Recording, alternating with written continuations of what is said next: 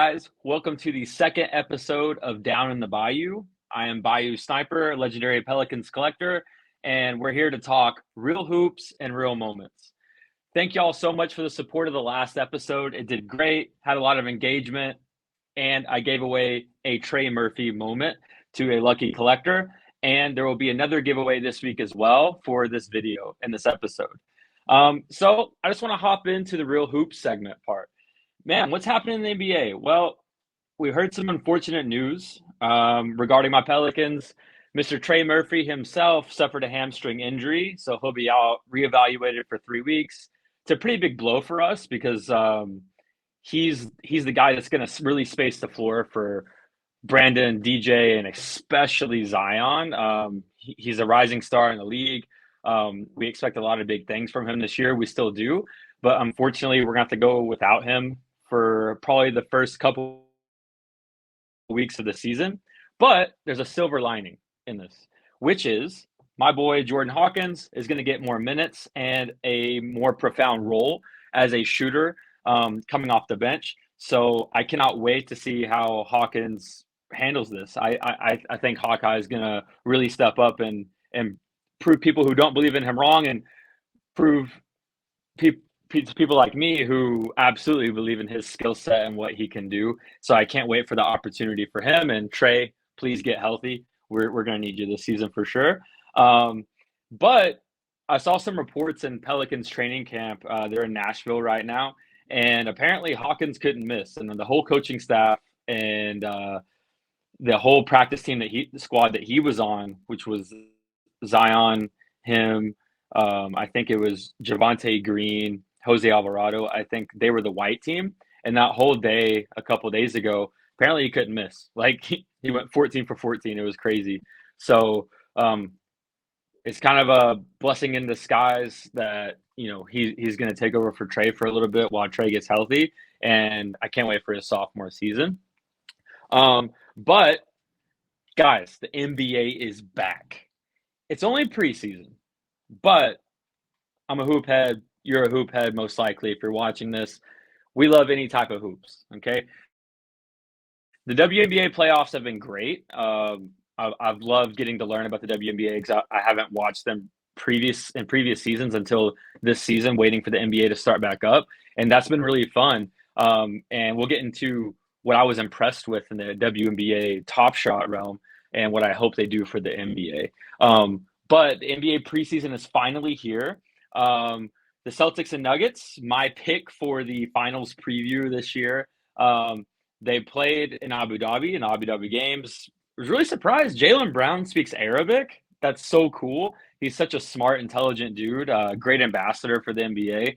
But a few things stood out to me when I watched that first preseason game between the Celtics and the Nuggets. One, Russell Westbrook. Loved him in OKC. I feel like he's an underrated player, always has been. And man, he looked great. His shot mechanics have really changed over this past summer. You can just tell. His 3-point shot looks great. He nailed 2 or 3 really early. And man, he was running the floor. He was acting like it was the NBA Finals. So maybe we're on the same wavelength, and he thinks that the Nuggets are going to go against the Celtics, which he should. And yeah, he was distributing the ball. Julian Strawther looked good.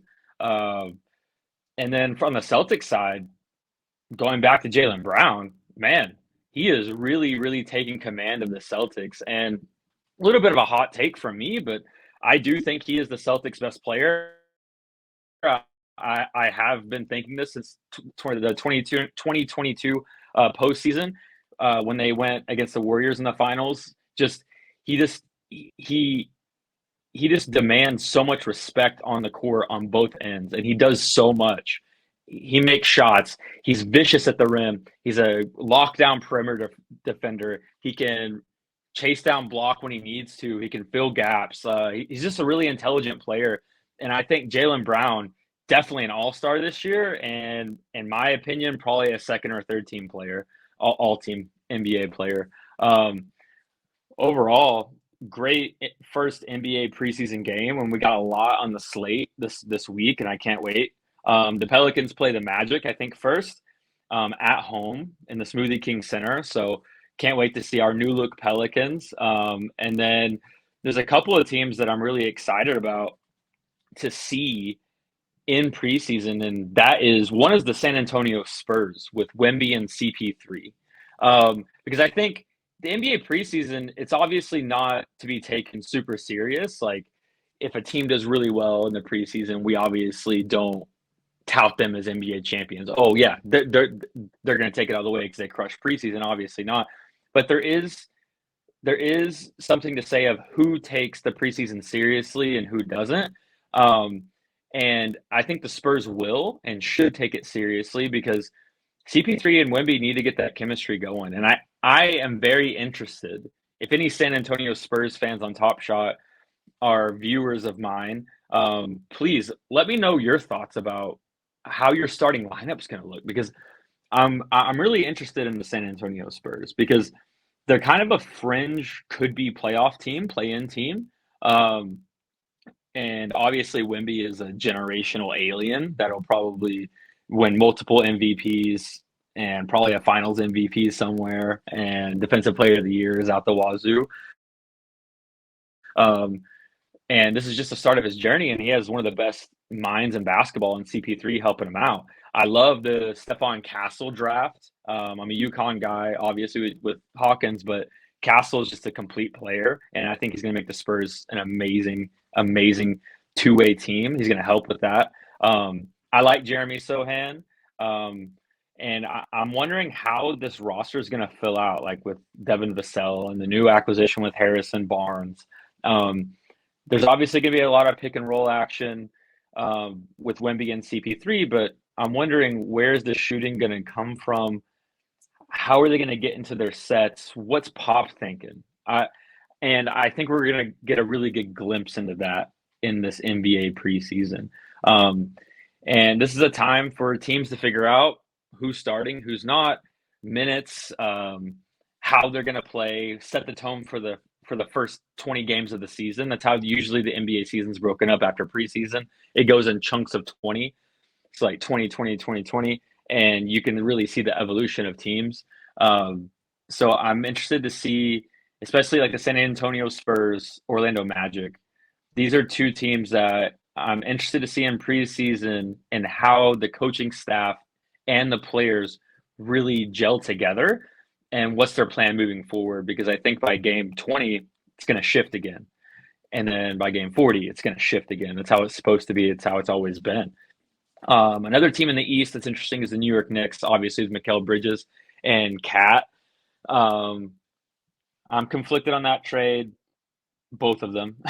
But yeah, it's just more of a fit thing. I want to see how it works, especially in preseason. I just want to see how that gels. But other than that, guys, NBA's back. We should all be happy, and we're ready for some real hoops. So now let's transition to real moments. What's going on in the NBA Top Shot world? Well, starting to ramp up because the new season's starting. Loved hearing y'all's strategies coming into the season. A lot were different from mine, which I love. Some of y'all, maybe I can see adopting my stacking strategy for burn boards, and I welcome that as well. Helps the market. But one thing that we need to take away from is the success in the WNBA playoffs releases and leaderboards. I've loved the playoff structure for these WNBA playoff moments. The mint counts are great. How they've structured the burns and distribution of special serials, distribution of the rare and legendary playoff moments for players. I think this is 110% a learning moment for Top Shot to carry this into the NBA playoffs this May and June for us as NBA Top Shot collectors this next season. The WNBA playoff structure, you're dapper. You're killing it with this. Keep this. Keep this for the NBA. Don't do what we did this past year, please. Even though I still participated and I liked it. I'm not saying it was just trash, but the WNBA playoff structure that y'all have created is immaculate, and this could translate super well to us that collect NBA moments for Top Shot, which is the majority of users. And I just think that's something that they need to focus on and really, really know that they've done well in, and then put that into the NBA Top Shot space when the playoffs come around.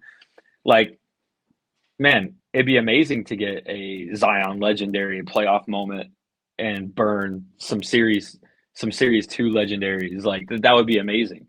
And have a chance at the jersey and special. I would love to do that with a Jokic or somebody. Like I would love to participate in that. And then if you can't afford the legendary burns, go for the rares. Yeah, super, super impressed with the WNBA playoff structure. And our favorite fantasy predicting basketball game is back. Fast Break. Top Shot, thank you so much for putting this into the preseason. This is unprecedented, and I think it's really, really going to generate the interest for the fans to get back in Top Shot while the preseason gets going, leading into the season. I've already got my first win. It was scored 25 points total. So not that hard.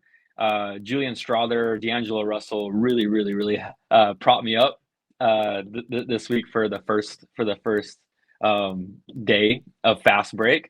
But guys, Fast Break is in full swing. We get to use our new moments that we have acquired over the summer, and I cannot wait to use them in the regular season. So good job on NBA Top Shot of incorporating Fast Break into the preseason. It's definitely a big brain move there. So good job. Now, there's one thing that I'm really wondering where it's at is where's the run it back? It's been 2 weeks now, and waiting on the mints, and I'm kind of twiddling my thumbs because I really want to complete the base run it back rare set. The expert challenge reward is David Robinson, the admirable, the admirable admiral, tongue twister there. But that is a beautiful moment that I can't wait to get my hands on once I finish the challenges and everything for it.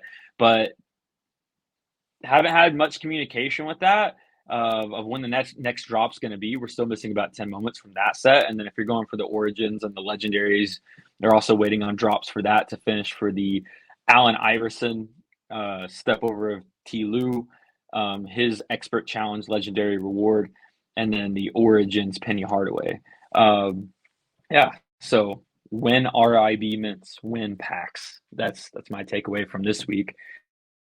And then it got me thinking about the run it back is who do I want in this last drop, and who do I pray that they put in? I have 3 names here. I have one for the origins, and I have one for the RIB rare base, and then I have one for the legendary RIB. So let's start off with the base RIB rare, who I hope is in this next drop, and that is my boy, Texas native, UNLV legend, rookie of the year, Larry Johnson from the Charlotte Hornets.